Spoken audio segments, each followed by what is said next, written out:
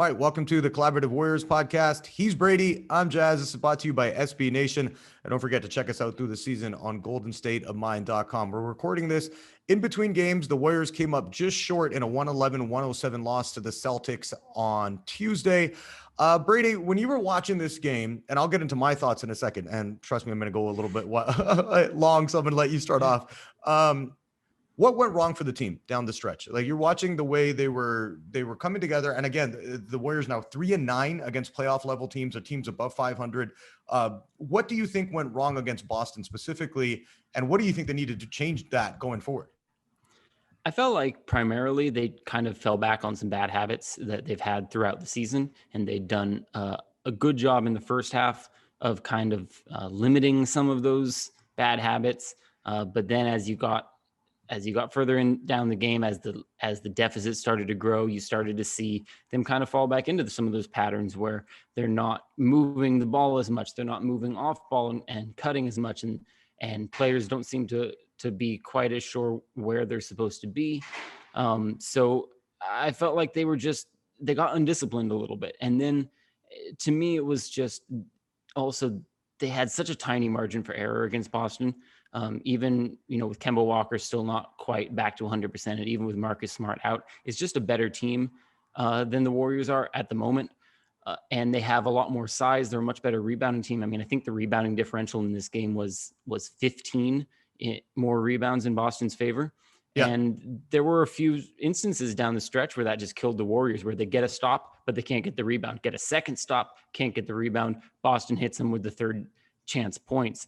And the Warriors just don't have a big enough margin for error to be able to succeed when they're giving up those kinds of things. Well, and you mentioned the rebounding. Kevon Looney went out with an ankle injury, and he's, their de facto starting five. I think Wiseman is technically the guy who's played more. He's out with the wrist injury, so he wasn't there. Then we saw them get. I think the Celtics had 6 or 7 offensive rebounds, I believe, in the fourth quarter, and that was kind of the difference in the game. But getting back just to what you were talking about on the offensive end, because I was watching this yesterday, and at points I was getting so frustrated. I was like throwing my hands up. I'm like, "What are you doing? Like, look to attack, look to move."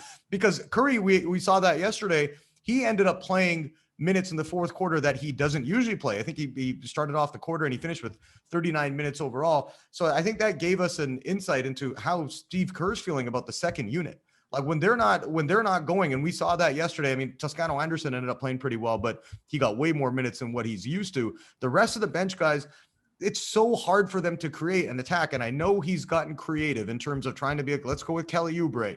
Let's go with Andrew Wiggins. Let's see what kind of, what type of action or what type of game is going to suit our second unit. And that has been such a struggle for the Warriors this year. I mean, they're still sitting above 500, which to me, I'm not surprised by that. I think they're a middle of the pack NBA team, but ultimately it's when you're watching them, you're like, oh my God, like the second unit guys look to attack. Like there was a play in the game against the Celtics. I believe Eric Pascal had the ball at the top of the key. I mean, he had an off night anyways, but he's been pretty solid in terms of his offensive numbers coming off the bench all season. And Toscano Anderson wide open on the corner. I think it could have cut the lead to 1 or 2 if he hit that.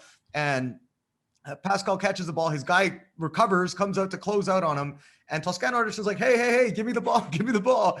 And Pascal kind of gives like a look and is like, I'm going to take up a pull-up contested 15-foot jumper. And I think that's what it is. And I don't blame the players. I think they are what they are. But we're also seeing the shortcomings of a roster that really is missing, obviously, and any team would, is missing Klay Thompson. Yeah, and we talked about this in the podcast last week, that without Klay, they just don't have that scoring option in the second unit. And, that's on display anytime that Pascal doesn't have a great game. He struggled against Boston. He's struggled a bit in the past few games after that really nice stretch of games that he had. And, they just don't really have a lot of options when he's not giving you 12 or 15 efficient points. They don't have another go-to bench scorer. Kelly Oubre, he's not really that. Sometimes he does really well in those second unit minutes when things are a little bit scattered and maybe he's getting some transition opportunities or some offensive rebounds, but he's not a give him the ball, let him score kind of guy. And if Pascal isn't providing that option on any given night, the Warriors just don't have that in their second unit. And you're kind of depending on just having this offense that is just 5 below average offensive players moving the ball around, hoping that someone gets a good enough shot. And most of the time it's just not good enough. Well, and that's the thing. I think that's been the frustrating part. And I think we knew once we heard about Klay's injury that, damn, the title chances, I say, would pretty much got torpedoed at that point, because I do think a roster with Stephen Curry, Klay Thompson, Draymond Green, Andrew Wiggins, James Wiseman, I think they're good enough to compete for a championship, because this is not the NFL, you can see a quarterback makes a world of difference, obviously, but you can't just have a great wide receiver or a great offensive lineman and hope that's going to be enough to win you the game. And that's not the case in the NBA. If you have a great player who's not only probably your second best player behind Stephen Curry, he would make a world of difference on this Warriors team. I want to bring this up with you too. Draymond Green.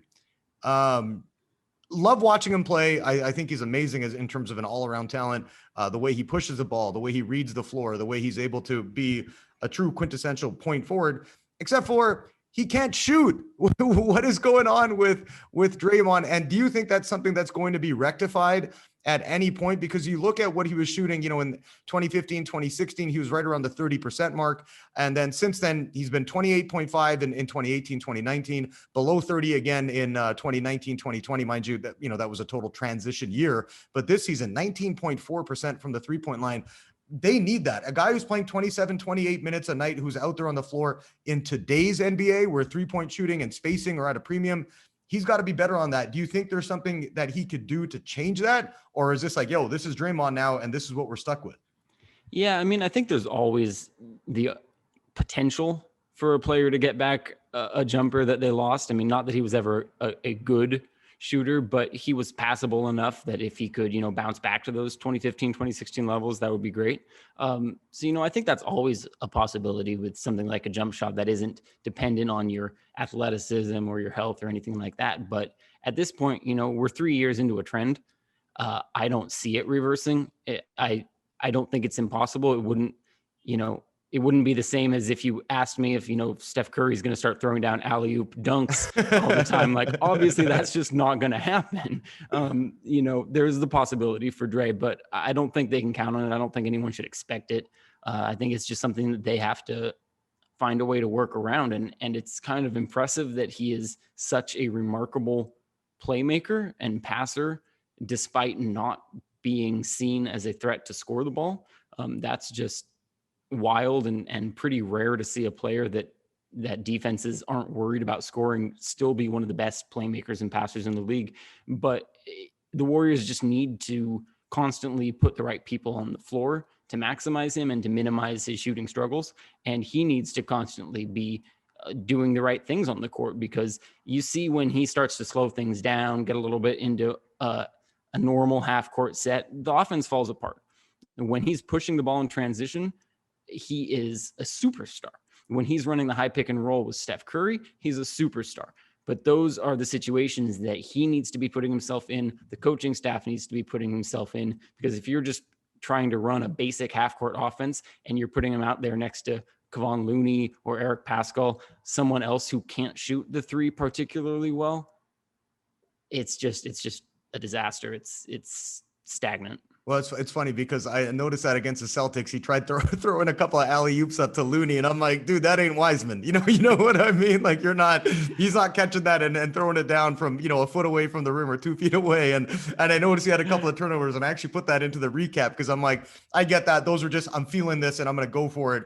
And he just didn't realize that, hey, man, that's not a 19-year-old rookie. That's often injured Kevon Looney, who surprisingly is still quite young, even though it feels like he's been around forever. But seriously, I'm with you on that. You're talking about Dre and when he's playing the right way and he's pushing the ball, you're right. He looks like a point guard, the way he sees the floor and he's able to find the right guy at the right time to make not only the simple play, but more often than not, it turns out to be right. And I agree with you. I think what they have to do on the offensive end, because Andrew Wiggins has been very good this year, and he's very not, good. and he's not going to ever, and anybody who has the notion in their head that this guy's going to, develop into being why he was drafted number 1 in 2014. That's not going to happen. We're not going to see this guy develop into a 25 point a game, 8 rebounds, 5 assists, 6.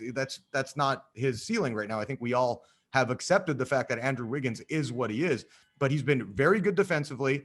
Offensively, he is a guy you don't want creating, but he's able to sit there and, okay, getting more confident. I think he's shooting over 40% on threes this year. That's a career high for him. So he's getting used to his role like that, slashing and finding the open lane and, reading the play and reacting to it the right way. He's been great at that.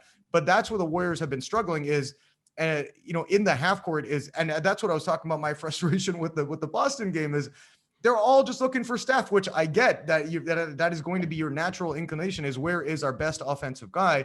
But at times where they're chasing Steph and they're denying the pass and they're making it harder for him to even get the ball, or they're pushing him out to, near the center line because they're playing that good a defense. You got to look to attack, or you got to look for a counter to do that. And I think using Draymond somehow, maybe even trying this in the half court offenses, run a pick and roll with him and Wiggins, run a pick and roll with him and Looney right now. And you're doing a big, a big to big, basically a pick and roll, and see what you get out of it, because he, to me, is the only one who has good enough court vision behind Steph that he's going to find open teammates, especially in the half court.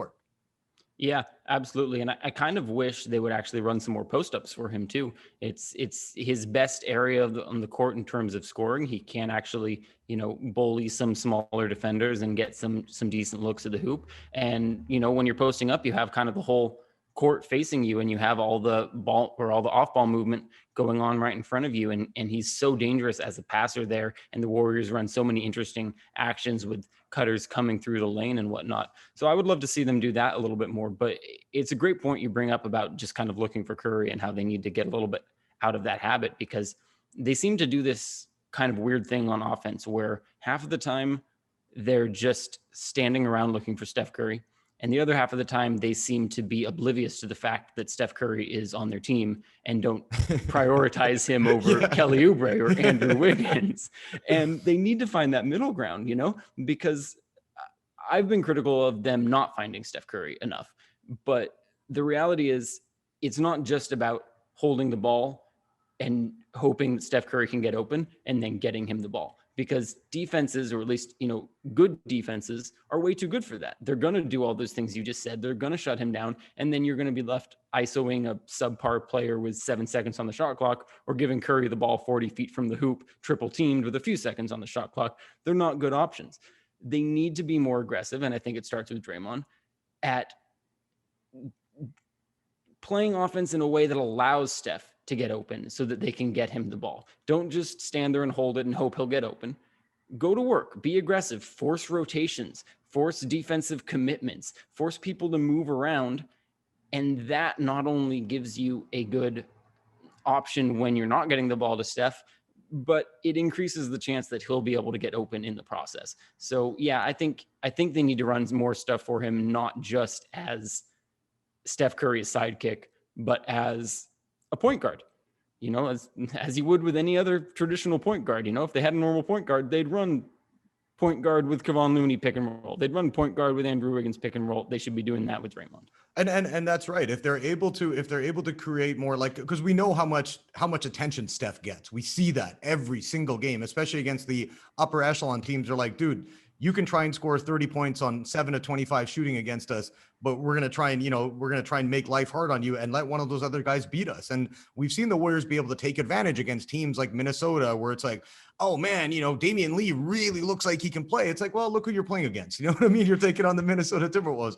And when you're fighting against the upper echelon teams, and I think this is something Kerr will work on. I have full faith in the Warriors coaching staff. I think they're one of the best in the league, is trying to look at, like you're mentioning, okay, let's try and get Steph open in different parts. And I noticed that the last few games is there's been moments where I'm like, man, Steph is wide open on the 3-point line. And it's because there's been so much movement on the offense. You've forced the defense to, like you mentioned, rotate. Their second rotation, third rotation is resulting in Curry being open. Now, can he still go off for 40 points with the ball in his hand every time down the court? Yes. But is that going to be a formula for winning against good teams? I just don't think so. I think that's where their number one avenue is they can look at exploring on the offensive end, because they're getting better defensively. I think offensively, if they can clean that up, I still think this team can be a 4 or 5 seed in the West. We just have to see a little bit more improvement going forward. Let's wrap up on this, because I wanted to talk about this. Was in the rumor mill throughout the week, the Lonzo Ball thing, right? Again, I don't know if there's going to be a fit, but would he not help maybe try and Band-Aid, or if not, correct some of these issues we're seeing with the Warriors on the offensive end? Because he's a pretty damn good on-ball defender as well.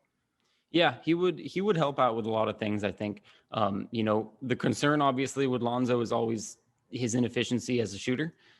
And when you're already talking about having a playmaker in Draymond who can't shoot well, I think there has to be some concern about just pairing a lot of non-shooters together. But Lonzo has tremendous vision.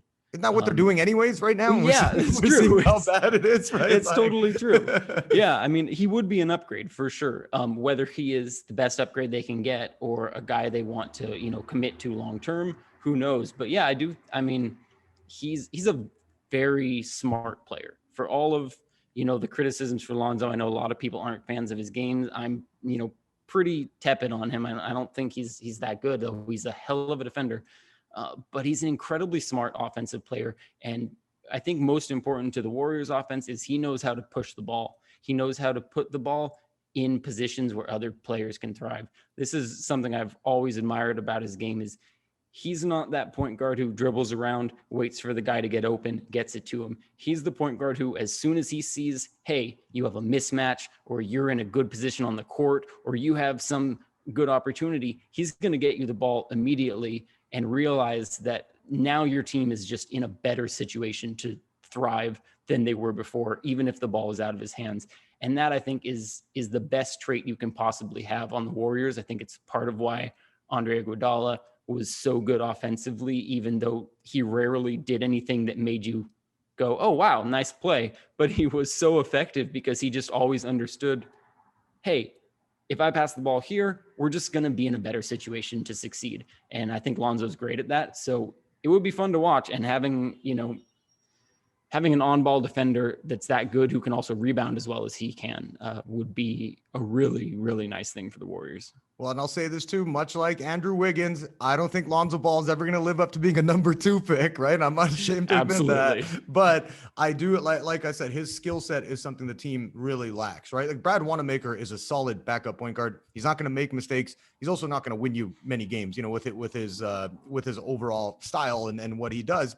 Shooting the ball pretty well so far this season, capable shooter, better than Lonzo from the 3-point line. But like you said, not confident that he can kind of spur the offense to get going. And I think that's where, for me, I'm looking at it like, okay, short-term wise, it makes sense. Lonzo Ball's up for a new deal after this. He, could get a qualifying offer, could get a long-term extension. We'll have to see what happens with that. But ultimately, in the short term, he does elevate your team. And if you're looking for something like that, even a guy like JJ Redick, where it's like you can kind of run him as like a Steph light offense where you're kind of trying to set some screens for 3 or 4 minutes and try and see if you can get him some open jumpers, or, where he's catching it coming off a stagger and he's able to find the cutter, whatever it is, you can use him in different things, because what they have on the roster right now, and even with Oubre, who I think is very good defensively, I just don't think there's a fit for him offensively, because it's a lot for him to go through the movement and going through the, with Phoenix last season, he was able to connect on threes from being open in the corner. He was able to dive to the hoop because they had DeAndre Ayton getting the ball at points. But right now he's looking at it like this is basically a 5-man out offense.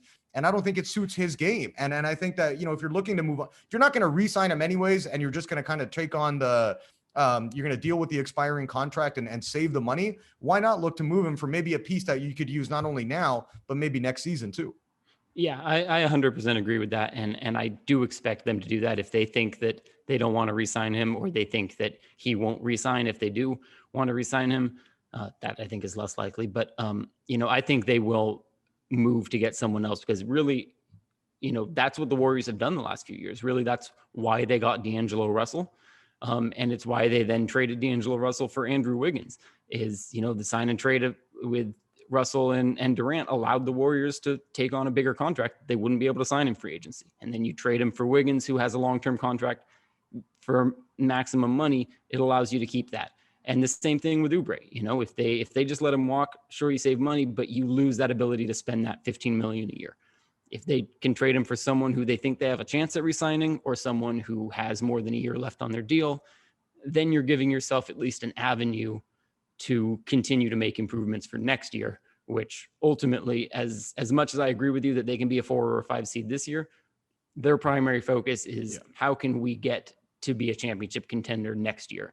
And I think that they will be looking at Kelly Oubre very carefully in terms of what can we do with you that gets us there? Yeah, I'm with you. I think Myers is smart enough to know, like you mentioned with the D'Lo thing, that, hey, I'm not just going to let this become a sunk cost that we're just going to move for nothing. At least we got something out of it. And I agree with you with Oubre. What I think they will end up doing is looking to, if they can package that plus the Minnesota top 3 protected pick, which becomes unprotected in 2022, and they can bring in a guy. They're not going to get a superstar for that package. Let's be real. But if they can get somebody who is like, okay, that could be another primary scorer for you. Like I'm not going to say him. I'm just using a guy of his ilk, like a Victor Oladipo. You're like, okay, this guy can come in and score, and he's up for a new deal as well. But just somebody of that kind of style that will bring that dynamic to the offense. And I think you'd have to look at it, because once Klay comes back, and again, we don't know if it's going to be 60% of what we saw, 80% of what we saw, or the complete package of Klay Thompson. But whatever it is, you're right. They're building for next season. So if you can add a piece with that, why not go ahead and do it? I do have to ask, are you planning on getting a haircut anytime soon, or are you rolling with the long locks right now for the time being? Oh man, I hate the long locks. I'll be honest. I think it looks absolutely horrible. I apologize to all of our viewers, but I've been holding off for pretty much all of quarantine now, and I figure I'll just Right. No, I I'll actually keep like it it. going. I think it looks pretty good. Thank you. Yeah, I'm not just saying that. I mean, it's a bit of a weird look for Brady, knowing what we know about you. But I mean, hey, this is a quarantine year. You're coming out a better person, I guess, at the end of it. Exactly. I'm going to come out a better person that no one recognizes, and then I'll get a nice haircut, look all fresh like you, and no one will know who I am. Well, I secretly get my haircuts in downtown, and I couldn't get one in the beginning of the pandemic, like through the first, what was it? When did they allow? Maybe 3 months, 4 months we couldn't. I looked a lot worse than you. So yeah, don't worry. You actually, it looks pretty good. And I'm not saying I look good by any means right now, but my hair was out like this. So I'm glad I was able to get a haircut every couple of months. Don't forget, y'all, you can subscribe to our podcast where you can, the audio side of it on iTunes and Spotify. Also, you can check us out on Golden State of Mind throughout the season. We're going to have you covered doing these kind of episodes, as well as news, opinions, analysis with everything happens in the Warriors world. He's Brady. I'm Jazz. We'll talk to you all again next week.